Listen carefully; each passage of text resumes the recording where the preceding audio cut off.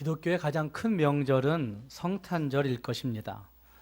성탄절이 있기 때문에 그 다음 무엇이 있죠? 부활절이 있고, 또 교회 하면 추수감사주일을 추수감사절과 맥주감사절을 지키고 있지만, 이거는 구약에서부터 나온 절기다 이렇게 얘기하지만, 사실은 교회가 지키는 추수감사절, 맥주감사절도 성탄절이 있기 때문에 더 의미가 있는 것이고, 그 감사와 감격을 하나님 앞에 올리는 절기라 할 수 있습니다. 그렇기 때문에 기독교에서 가장 중요한 절기는 무슨 절기라고요? 성탄절입니다. 성탄절이 있어서 그 모든 절기들이 다 있는 겁니다. 근데 요즘은 이 크리스마스가 기독교의 가장 큰 절기이지만 세상에서도 가장 길게 그리고 가장 즐겁게 가장 잘 이용하는 절기가 이 성탄절인 것 같습니다. 세상 문화에서도 더 많이 흥분하고 더 많이 즐거워하고 더 크게 기뻐하는 것 같이 보이는 절기가 성탄절이 되어 있다는 말입니다.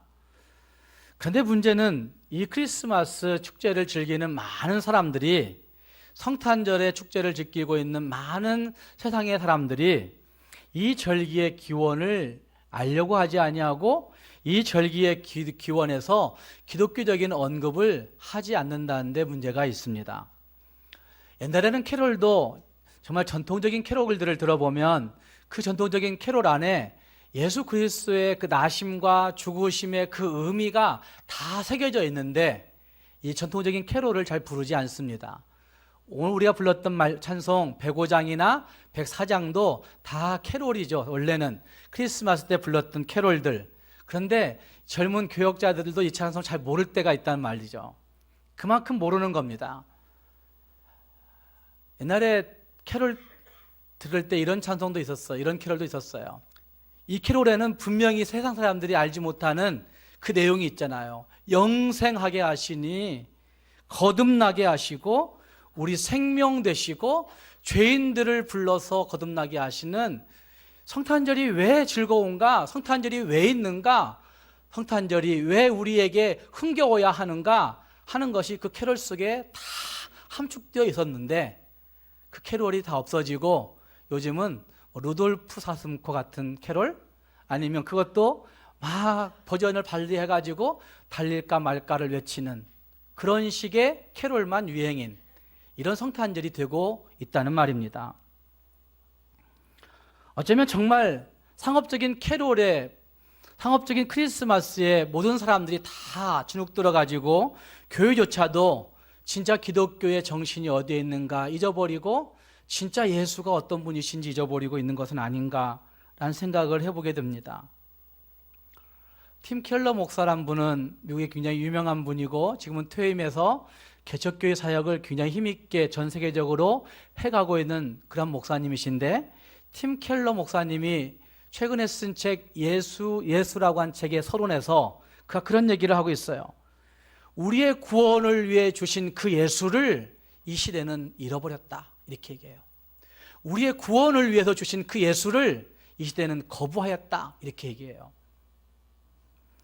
사랑하는 여러분, 예수님의 이름이 많이 회자되고 있는 이 크리스마스 시즌에 지금 우리가 다시 한번 물어보아야 할 중요한 사실은 그 예수가 나에게 어떤 존재인가 하는 겁니다. 그 예수가 나에게 누구인가? 그 예수는 나에게 무엇인가? 그 예수는 나에게 정말 무엇을 가져다 준 분이신가 하는 것을 우리가 물어보아야 된다는 말입니다. 뿐만 아니라 예수 믿는다고 이야기하고 있는 내가, 예수 믿고 교회 다닌다고 이야기하고 있는 내가 그 예수에 대해서 증언할 부분이 있는가? 그 예수에 대해서 고백할 부분이 있는가? 그 예수에 대해서 내가 과연 말할 수 있는, 진술할 것이 있는가? 스스로 한번 물어보는 성탄절이 되어야 된다는 말입니다. 그래서 오늘부터 한 3번 정도 이 예수님에 대해서 좀 성탄절까지 증거해 보려고 생각합니다.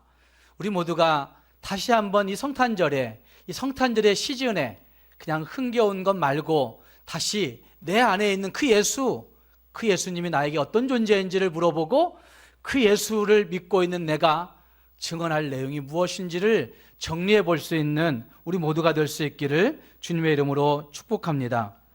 함께 읽은 말씀, 사도행전 2장의 말씀은 예수님을 성령을 통해서 새롭게 만난 베드로가 예수님에 대해서 설교하고 있는 부분이, 진술하고 있는 부분이 그냥 어려운 말로 설교지만 사실은 베드로가 성령 받고 나니까, 성령이 임재하고 나니까 예수에 대해서 새롭게 보이기 시작해서 새롭게 보이게 된 그 예수를 설명하고 있는 부분이 여기 사도행전 2장의 말씀입니다. 이 말씀을 근거해서 다시 한번 내가 믿는 예수는 누구인가를 이 시간 생각해 볼 수 있기를 주님의 이름으로 부탁합니다. 먼저 예수님은 우리에게 구원이십니다. 함께 읽은 말씀 가운데서 보시면 찾아볼 수 없지만, 정확하게 찾아볼 수 없지만, 그러나 읽었던 말씀들 앞에 보면 이런 말씀이 등장합니다. 21절 말씀에 누구든지 주의 이름을 부르는 자는 무엇을 얻으리라? 구원을 얻으리라 라고 말씀합니다. 그러니까 예수의 이름 앞에 무엇이 있다는 얘기예요? 구원이 있다는 얘기예요. 예수의 이름 앞에 다른 어떤 것이 있는 것이 아니라 예수의 이름 앞에 구원이 있다, 구원이 있다, 이렇게 말씀하고 있습니다. 이것을 27절 말씀에서는 또다시 설명하면서 이렇게 얘기합니다. 이는 내 영혼을 음부에 버리지 아니하시고 그리고 주의 거룩한 자로 썩음을 당하지 않게 하실 것이미로다. 여러분, 우리의 영혼이 음부에 버림당하지 아니할 수 있는 이유, 누구 때문일까요? 예수 때문이에요. 어쩌면 우리의 영혼이 지옥에 던져지지 아니하고 썩음 당하지 아니할 수 있는 이유, 누구 때문일까요? 예수 때문이에요.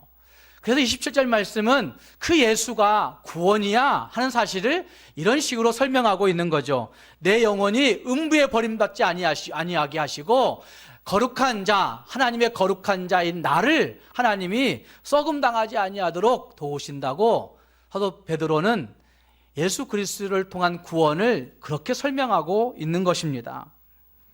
여기 구원이라고 얘기하고 있는 말은 신이나 사람이 심각한 위험에서부터 자기의 힘으로 구해내는 것을 구원이라고 얘기합니다. 다시 말해서 우리가 어떤 천재지변을 당합니다. 그 위험이라 얘기할 수가 있죠. 전쟁이나 지진이나 기근이나 홍수나 아니면 땅이 갈라져서 폭발하는 일들이나 정말 엄청난 일들이 지금 한국 땅에서도 일어나고 있는데 그런 다양한 어떤 천재지변들 속에 우리가 그 가운데에 있다고 생각해 보세요. 근데 그 가운데에 있는 우리들을 구출해내는 것, 이게 바로 구원이라고 얘기하고 설명하고 있습니다. 또는 죽을 질병이 걸렸어요.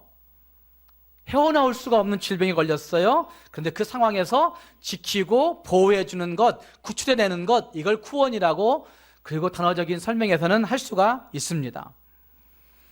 예수님은 바로 우리를 그렇게 지키시고 구출해내시고 보호하시고 구원하시는 예수님은 우리의 구원이십니다. 복음서는 성경의 각각의 특징을 가지고 예수 그리스도가 어떤 일을 하셨는지를 설명하고 있는 말씀이 복음서입니다. 그런데 마태복음은 유대인들에게 그토록 중요했던 메시아의 오심을 소개하면서 여러 가지의 용례를 가지고 메시아가 오셔서 어떤 일을 하시는지를 알려주고 있는 말씀이 마태복음에 소개되고 있습니다. 마태복음은 예수님이 그의 공생애를 4장에서부터 시작합니다. 물론 3장에서 예수님이 부르심에 세례받는 장면이 나오고 있지만 4장에서 그가 금식하고 나서 공생애를 시작하고 그리고 그 예수님은 제자들을 부르시고 마태복음 5장, 6장, 7장 가서는 그 제자들에게 가르치십니다. 그리고 맨 처음 하시는 사건 한 가지가 있는데 그것은 8장에 등장하고 있는 기적사건들이에요. 마태복음 8장과 9장에는 여러 가지 기적의 사건들이 등장하는데 그 중 몇 가지만 소개한다면 8장 맨 처음에 나병 환자가 예수님께 나와서 예수님께 말합니다. 주여 원하시면 저를 깨끗하게 하실 수 있나이다. 주여 원하시면, 주님이 원하시면 저를 깨끗하게 해주실 수 있습니다. 이렇게 말합니다. 그때 예수님께서 그 나병 환자에게 손을 내밀어서 3절 말씀 보면 그에게 대시며 이르되 내가 원하노니, 누가 원하노니예요? 네가 원하노니가 아니라 내가 원하노니 뭐 받으라? 깨끗함을 받으라 라고 말씀하니까 즉시 나병이 고쳐졌다고 말씀하고 있습니다. 예수님은 질병에서 구출해내시는 구원자이십니다. 나병으로 죽을 지경이었던 그 사람이 예수님 앞에 나와 구출되게 된 거죠.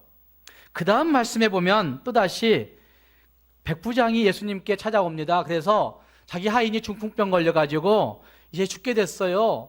정말 소망이 없어요. 이렇게 얘기해요. 백부장은 자기의 권력을 가지고 예수님을 찾아온 것인데 예수님이 가겠다고 얘기해요. 내가 너희 집에 들어가서 너희 집에 찾아가서 직접 해줄 거야. 이러니까 백부장이 얘기해요. 우리 집에 오시는 것 정말 감당할 수 없어요 라고 얘기합니다. 그러면서 백부장이 얘기합니다. 다만 말씀으로만 하옵소서. 그래도 될 것 같아요 라고 그렇게 얘기합니다. 그때 예수님이 8장 10절 이하로 쭉 가서 보시면 이스라엘 중에 이만한 믿음을 만나보지 못했다고 말씀하십니다. 그 백부장이 이만한 믿음을 만나보지 못했다 이렇게 백부장에게 말합니다. 그리고 참 이상한 일인데 바로 고치시지 아니하시고 예수님이 11절 말씀 12절 말씀 가서 보시면 이런 말씀하십니다. 많은 사람이 천국에 앉으려니와 그 나라의 본 자손들은 그 말은 이스라엘 민족의 본 자손들은 바깥 어두운 데 쫓겨나 울며 이를 갈게 되리라 라고 말씀하세요. 기적을 베푸시고 있는 병자를 고치시는 이 사건 속에서 대화하고 있는데 잠깐 자르시고 예수님이 하시는 말씀이 많은 사람이 천국에 앉겠지만 그러나 이스라엘 너희 본 자손들은 어두운 데 쫓겨나 울며 이를 갈게 될 거야 이렇게 얘기하세요. 그리고 나서 8장 13절 말씀 가서 보시면 백부장에게 다시 말씀합니다. 가라 네 믿은 대로 너의 믿은 대로 될지어다 라고 그렇게 말씀하십니다. 다시 말해서 예수님께서 병자를 고치시는 사건 속에서도 병자 고치시는 것이 문제가 아니라 믿음이 중요하다는 사실을 거듭거듭 말씀하고 있는 것이고 그 믿음 가운데 또 한 가지 말씀하시고 있는 이것은 믿음의 문제가 아니라 구원의 문제, 천국에 앉는 문제를 말씀하고 있다는 사실을 거기에서 볼 수가 있습니다. 뿐만 아니라 9장으로 가서 보면 예수님이 중풍병을 고쳐주면서 말씀하실 때에도 믿음을 보시고 안심하라 너의 죄사함을 받았느니라 라고 말씀하시는 말씀이 거기에 등장합니다. 중풍병 그냥 고쳐주면 될 텐데 중풍병 그냥 고쳐주지 아니하시고 믿음을 보시고 말하면서 안심하라 죄사함을 받았느니라 이렇게 말씀하신다는 말씀이죠. 세상에서 죄를 사하는 권능이 있는 줄 너희에게 알게 하기 위해서 그렇게 했다 말씀하십니다. 뿐만 아니라 12해를 혈류증을 앓던 여인이 예수님이 지나가자 예수님의 옷가만 만져도 나는 좀 괜찮아지겠지. 예수님의 옷가만 만져도 나는 구원받을 거야. 이렇게 생각하면서 그 군중 속에서 예수님의 옷가를 만집니다. 그때 예수님이 자기 옷가를 만진 것을 아시고 찾습니다. 그리고 그 여인에게 9장 22절 말씀에서 안심하라 너의 믿음이 너를 구원하였다 이렇게 말씀하세요. 너의 믿음이 너를 구원하였다 이렇게 말씀하세요. 어쩌면 그 위에도 죽은 소녀를 살리시고 두 소경을 향하여 말씀하실 때에도 너희 믿음대로 되라 말씀하시는 말씀이 등장하고 있고 또 그들의 눈을 만지시면서 하셨던 말씀들 가운데 믿음을 강조하고 있는 일들이 성경에 등장하고 있는 것을 보면 기적사건을 통해서 예수님이 말씀하시고자 하시는 그것은 믿음, 구원을 강조하고 있다는 사실들을 우리가 알 수가 있습니다. 뿐만 아니라 이 기적사건들의 종합을 잘 말씀하고 있는 9장 35절 말씀과 36절 말씀을 보시면 거기에 이렇게 말씀합니다. 천국 복음을 전파하시며 모든 병과 모든 약한 것을 고치시니라. 이건 예수님이 하신 일들이에요. 무리를 보시고 불쌍히 여기시니 그들이 목자 없는 양과 같이 고생하며 기진함이라 라고 하는 그 말씀에서 예수님께서 단순히 인간들의 어떤 질병의 문제, 귀신 들림의 문제, 상처 입음의 문제, 고통의 문제, 낙심의 문제, 회의적인 문제, 의심의 문제, 우리의 어떤 한계의 문제, 이런 문제, 그 문제, 우리를 얽어매고 있고 가둬놓고 있는 그 문제를 지적하고 있는 것이 아니라 그 문제 이면에 있는 죄의 문제를 말씀하시면서 믿음으로 구원하라, 구원받으라, 구원받았다, 이런 말씀을 거듭하고 있는 것을 볼 수 있다는 말입니다.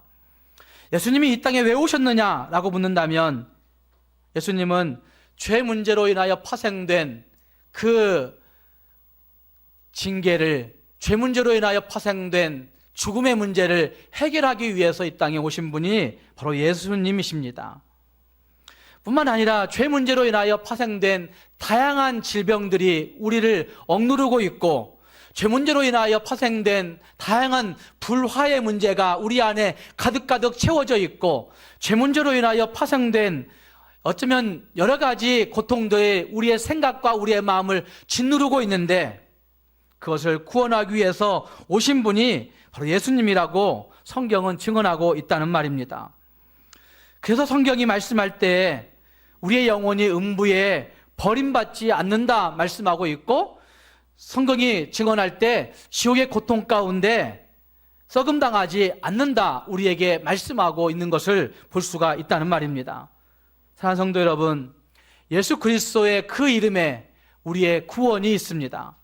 예수 그리스도의 그 피에 우리의 구원이 달려있고, 예수 그리스도의 그 십자가의 보혈에 우리의 화목이 달려있고, 예수 그리스도의 그 십자가에 우리의 삶이 달려있습니다.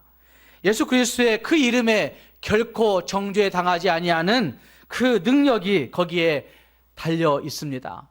사랑하는 성도 여러분, 예수 이름이 무엇인지, 내가 믿고 있는 예수가 무엇인지 다시 한번 고민해 보시면서 예수 그 이름, 그 이름에 구원이 있다고 확실히 믿고 신뢰할 수 있는 우리 모두가 될 수 있기를 주님의 이름으로 축복합니다.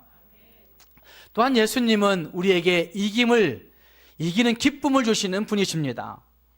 함께 그 말씀 가운데 32절 말씀에 이 예수를 하나님이 살리신지라 우리가 다 이 일에 무엇이라고 말씀합니까? 증인이라고 말씀하고 있습니다. 이 증인은 기쁨이 있는 증인입니까? 아니면 의심이 있는 증인입니까? 이 증인은 슬픔이 있는 증인입니까? 확신이 있는 증인입니까? 확신이 있는 증인이죠. 이어령 교수는 예수 믿고 난 다음에 지성은 의심을 낳고 영성은 믿음을 낳는다, 이런 책을 썼어요. 그러니까 우리가 따져보는 여러 가지 지성과 이성들이 우리에게 날카로울 때가 있어요. 그런데 그 지성은 계속 의심을 낳고, 믿음은 기쁨을 낳아요. 믿음은 확신을 낳아요. 영성은 우리에게 행복한 기쁨을 갖게 한다는 말입니다.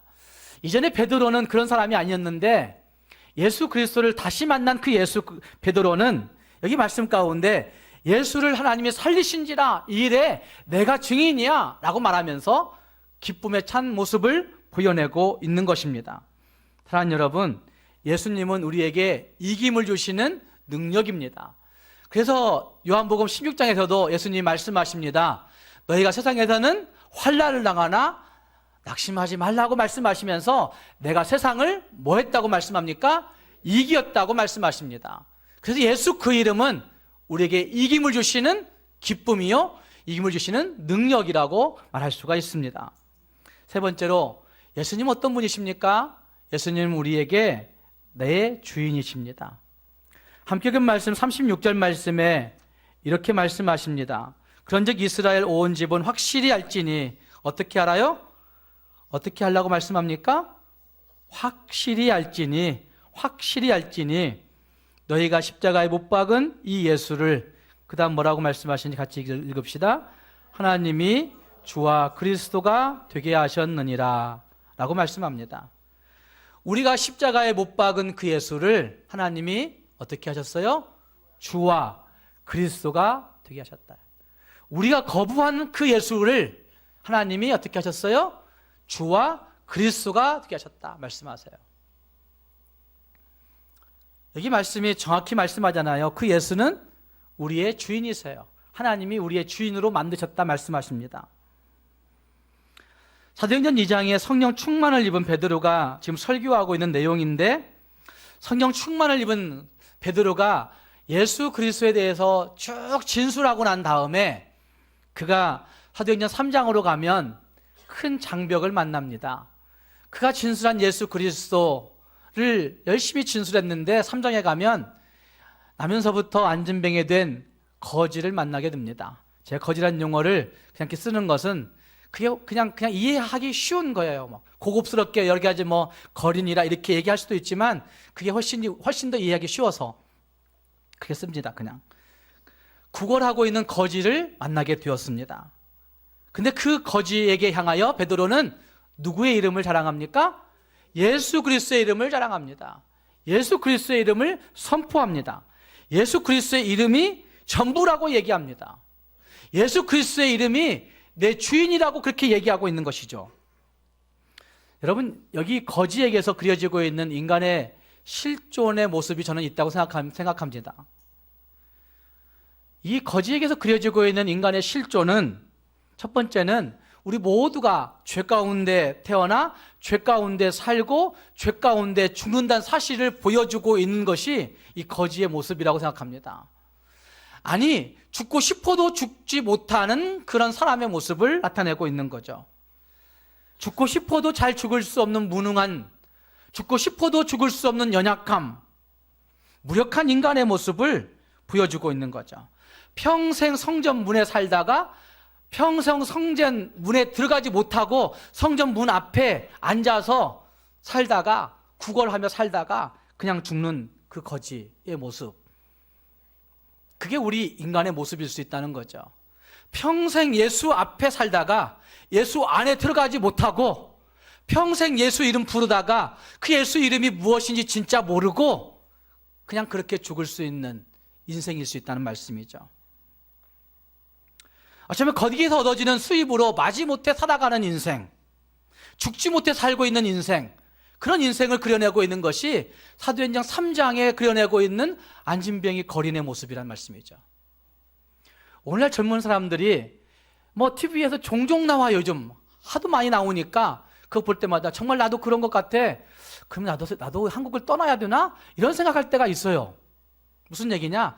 평생 벌어도 그 집 살 수가 없어요. 이 말 얘기하잖아요. 지금은 한 푼도 쓰지 아니하고 한국에 있는 사람들이 평생 모아도 서울에 있는 집 살 수 없어요. 이게 얼마나 한계스러운 일이에요. 그래서 마지못해 산다는 얘기를 그냥 젊은 사람들이 그냥 쉽게 하는 거예요. 죽지 못해 사는 거라고 얘기를 너무 많이 하고 있다는 얘기예요. 그렇다고 한다면 여기 지금 앉아서 구걸하고 있는 거지나 우리나 다를 게 뭐가 있느냐 말씀이죠. 바로 이것이 우리의 실존이라는 말씀이죠. 또 한 가지 거기에서의 실존의 모습을 볼 수 있는데, 그것은 세상은 우리를 도와줄 수 없다는 겁니다. 세상은 도와줄 수 없다는 거예요. 성전 문에 앉아가지고 열심히 구걸해 보지만 아무도 도와주지 않는 거예요. 그러니까 도와줄 것 같이 보였을 수도 있던 그 베드로와 요한을 보면서, 성령이 충만하게 빛나고 있는 그 베드로와 요한을 보면서 소리질러 외치면서 그들을 주목하여 보면서 외치고 있는 거예요. 3장 5절 말씀 보면 그가 그들에게서 무엇을 얻을까 하여 바라보거늘, 이 말은 그들의 얼굴빛 광채에서 무엇인가는 얻을 수 있겠지라고 얘기하면서 생각하면서 그들을 향하여 도와달라고 외치고 있는 거예요. 세상은 그만큼 우리를 도와주지 않는다는 얘기입니다. 아니 목사님, 사랑의 온도탑이 꽤 많이 올라갔을 거예요, 이렇게 얘기해요. 지난 주간에도 광주 사랑의 온도탑 사랑의 그 모금회인가 뭐 그거 광주 교단 여부회는 거기를 도와주고 있고요. 북구 교단 여부회는 우리가 직접 쌀 1,004포대 모아서 나눠주자 이렇게 하고 있어요. 그래서 우리 교회는 1,004포대 모이는데 거기에 우리 교회가 20포 헌금하자 이렇게 했어요.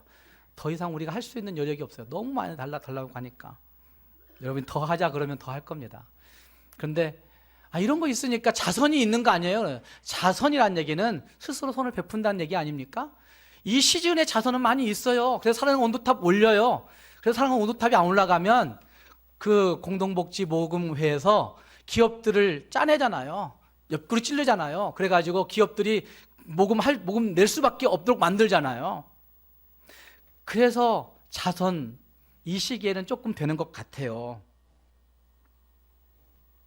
그러나 세상이 진짜 어려움 당한 사람들을 위해서 진짜 베풀고 도와주느냐? 도와주지 않아요. 그래서 어른들이 자녀들에게 그렇게 말하잖아요. 세상에 너 도와줄 것 같아? 너 도와줄 사람 아무도 없어. 그러니까 네가 혼자 열심히 살아야 되는 거 아니야?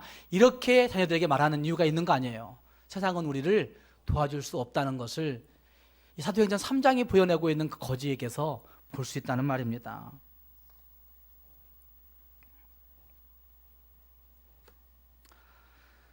사랑하는 여러분, 전도서에 등장하고 있는 솔로몬 왕이 세상에서 해답을 얻으려고 참 많이 노력했습니다. 가능한 모든 방법을 다 동원해서 자기가 가지고 있는 돈과 명예와 권력과 힘과 그 모든 걸 다 동원해서 큰 건물도 지어보고 멋진 공원도 만들어보고 멋진 정원도 만들어보고 멋진 오락도, 아마 그 당시에 오락도 만들었을 거예요. 오락도 해보고 그리고 음악도 만들어보고 다 동원해 보았지만 그 솔로몬이 그 인생 마지막 끝자락에 고백하는 고백은 뭐였었습니까? 헛되고 헛되다라고 고백하는 거였습니다. 사랑하는 여러분은 인생의 참된 의미를 찾았습니까? 정말 여러분들이 붙들고 그래 나는 이 의미 알았으니까 이 의미 위에 살다가 죽어도 여한이 없어 라고 얘기할 수 있는 그 의미를 여러분은 찾았습니까? 세상은 우리에게 일시적인 위안을 줄 수 있을 것입니다. 어쩌면 세상이 주는 어떤 자선들을 통해서, 세상이 주는 어떤 물질들을 통해서 우리에게 약간의 위로는 줄 수 있을 수 있다는 말입니다. 그러나 우리에게 진짜 위로는, 진짜 행복은 우리에게 줄 수 없다는 사실들이 너무나 다 분명한 것을 볼 수가 있습니다. 저희에게 무엇을 얻을까 하여 바라보거늘 이라고 하는 말은 어쩌면 오늘날 교회를 향해서 세상이 우리를 바라보고 있는 모습이라고 저는 생각합니다. 베드로 요한을 향하여서 그들에게서 무엇을 얻을까 하여 바라보거늘 이라고 하는 말은 지금도 세상은 교회를 그렇게 바라보고 있는지 모릅니다. 교회를 주목하여 바라보고 있는지 모릅니다. 뭘 달라고 쌀 좀 많이 보내달라고 지난 주간에 전화 받으면서 북구 이렇게 모으려고 하는데 천사포 모으려면 광주 동산교회가 좀 도와줘야 돼요. 이런 전화를 받았어요. 아니 우리 당회가 이렇게 하기로 했어요. 그랬더니 감사합니다. 왜 감사하다 얘기하는지 아세요? 북구에 있는 여러 교회를 그 사무총장이 다 전화해 보는데 교회가 재정이 어려워요. 힘들어져서 올해는 못하겠어요. 이렇게 얘기한다는 거예요. 그런데 저는 두말할 것도 없이 우리 당회가 결정했으니까 이렇게 하겠다 그랬더니 그 사무총장이 고맙다고 얘기하는 거예요. 고맙다고. 그 20포에 1004포 중에 20포 착박 얼마 되지 않잖아요. 세상이 교회를 왜 주목하여 바라볼까요, 여러분? 세상이 교회를 주목하여 바라보는 것은 이런 것들 때문이라면 교회가 잘못 길들인 비극이라고 저는 생각합니다. 세상은 교회가 줄 수 없는 것을 너무나 기대하고 있는 것이죠. 기업체에 가면 훨씬 더 많이 줄 수 있는 거예요. 제가 어떤 교수님에게 들어보니까 삼성이라고 하는 기업이 그 복지재단에 재단을 만들어 놓고 나눠주고 싶어 하는 그 예산이 얼마냐? 6천억을 만들어 놓고 잘 계획서만 내면, 제안서만 내면 뭐 100억도 주고 200억도 주고 학교들이 제안서 잘 내게 되면 500억도 주고 이렇게 준다는 거예요. 기업을 향해서 달라 해야 되는 것이 돈인 거죠. 근데 세상이 교회를 향해서 도와달라고 요청하고 있어요. 이것은 교회가 잘못된 개념을 조장해 온 것일 수도 있을 겁니다. 그래서 결국은 세상도 마비되고 교회도 마비되어 가고 있는 상황은 아닐까, 이런 생각들을 해보게 되는 겁니다. 예수가 우리의 주인 되어서 주인의 것을 가지고 주인의 것을 나누는 모습이 되어야 되는데 우리가 주인 되어서 내 것 가지고 생색내듯이 나눠주다 보니까 결국은 세상도 마비되고 교회도 마비되어 버린 그런 현상을 낳고 말았다는 말입니다.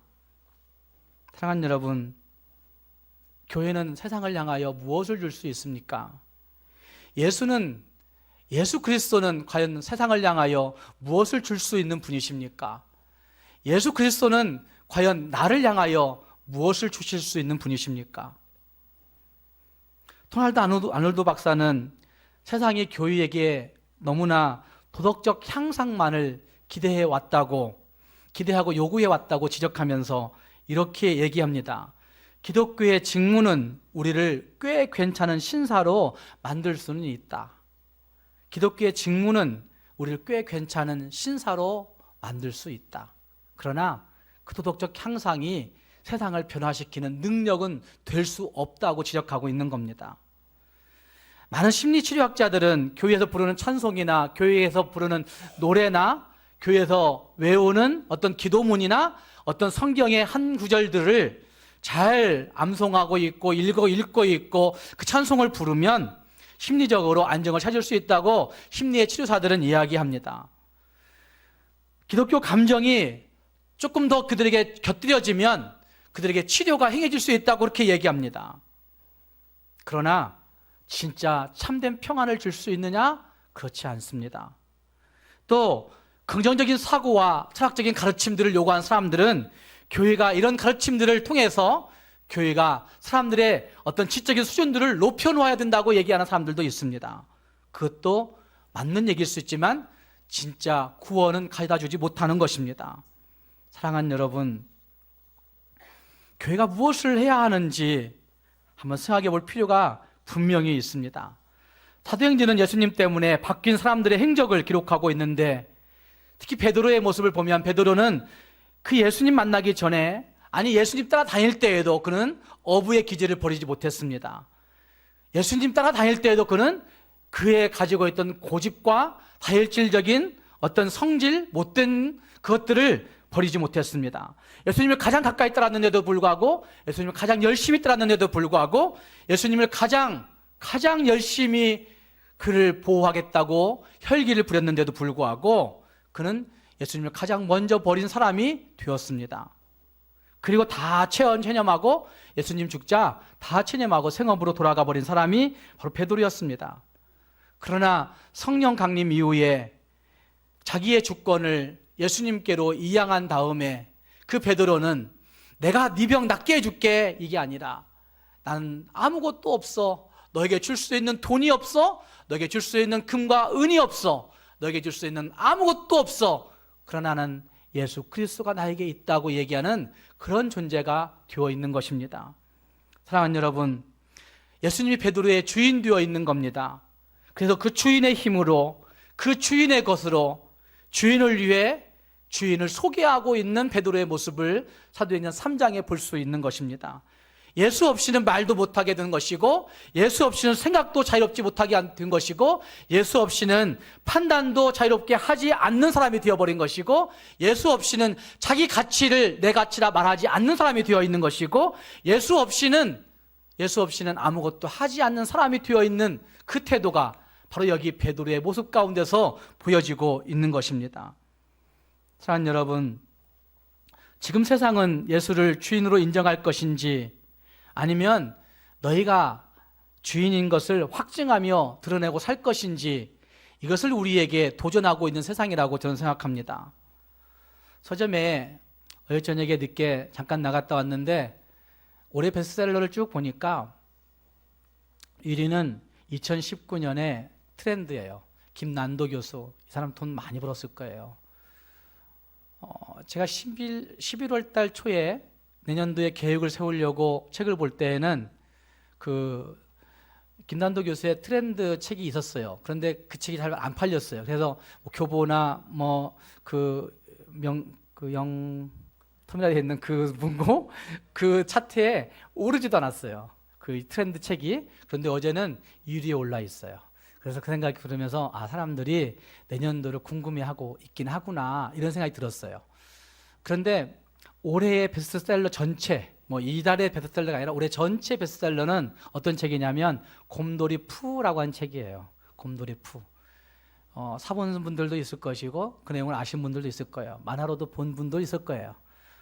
근데 그 이유가 뭐냐? 제가 검색해 보니까 그 이유는 사람들의 마음이 인간에게서 위로를 받지 못하니까 그 푸라고 하는 곰돌이의 그 이미지를 통해서 자기 마음을 위로받고 있는 것이다. 그래서 그게 1위예요, 1위. 몇만 부 팔렸는지가 기록되지 않더라고요. 지금 인터넷 한참 뒤져봤는데 없어요. 몇 부 팔렸는지. 그런데 어쨌든 올해 베스트셀러 1위는 곰돌이 푸예요. 이게 뭐가 문제냐? 여러분, 이어령 교수라는 사람이 예수 만나고 난 다음에 이어령 교수는 그가 쓰고 있는 모든 책은 예수 이야기를 쓰고 있어요. 이어령 교수가 예수 늦게 만났잖아요.